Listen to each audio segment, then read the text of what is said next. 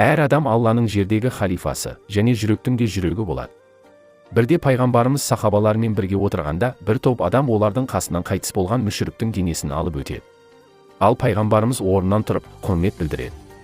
Сол кезде мәлім сахаба пайғамбарымызға, бұл өлген кісі кәпір ғой, неге тұрып құрмет көрсетесіз дейді.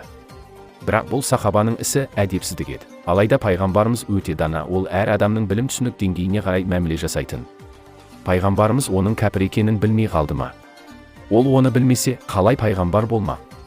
Ол сахабалардың төзімділікпен, даналық арқылы тәрбиелеп, оларды кемел адамдарға айналдырды. Манағы қайтыс болған кәпір өте бұзық болып, ұдайы мұсылмандарға зұлымдық істейтін, оларды өлтіретін еді.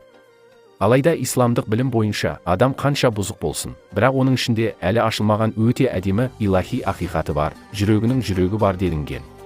Жай адамдар адамдағы бұл илахи қасиетті көрмей, тек сыртқы жаман қасиетті көреді. Егер біз осы ақиқатты түсінсек, дұшпанымызды да жек көрмейтін боламыз, әр адамға махаббатпен қараймыз. Бұндай түсінігі бар адамның Алла алдындағы дәрежесі өте жоғары. Ол адам илахи сырмен пайғамбарымыздан келетін биік ілімдерді қабылдауға қауқары жететін адам.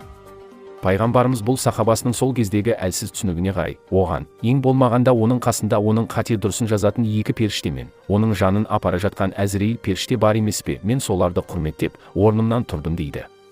Ал манағы сахаба қатты ұялып, дереу тәубе етеді.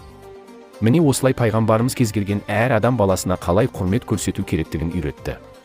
Мәселен, бірде әйгілі әулие сопы Мәулана Руми Хазіреттің алдынан шыққан христиан попы, оған басын ие сәлем береді. Ал Мәулана Руми Хазірет болса, басын белінен төмен асыра, онан арман қатты иіліп сәлем береді. Жұрт Мәуланадан, кәпірге неге сонша иіліп сәлем бердіңіз? Әдетте басты Аллаға ғана қатты иіп, құрмет етеміз емес пе дейді. Ал Мәулана Руми әулие олардың түсінігі жететін сөзбен, оларға, ол мұсылман болмаса да кішіпейілділік көрсетіп, бізге басын иді. Ал біз мұсылман болғандықтан біз одан да кішіпейіл болуымыз керек емес пе? Сол үшін басымды одан да төмен иіп, сәлем бердім деп жауап береді. Ал шындығында Мәулана Руми Хазірет әр адамның илахи ақиқатын, жүрегінің жүрегін көре білгендіктен осылай сәлем берген еді. Ол, егер Алла қаласа, өзін христиан попы етіп, ал христиан попын өзінің орнына лезде ауыстыра салатындығын білетін.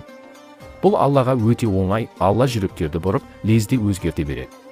Әр адам мына дүниеге халифа ретінде жіберілген, ал пайғамбарлар мен әулиелер әр адамдағы осы сырды көре алады.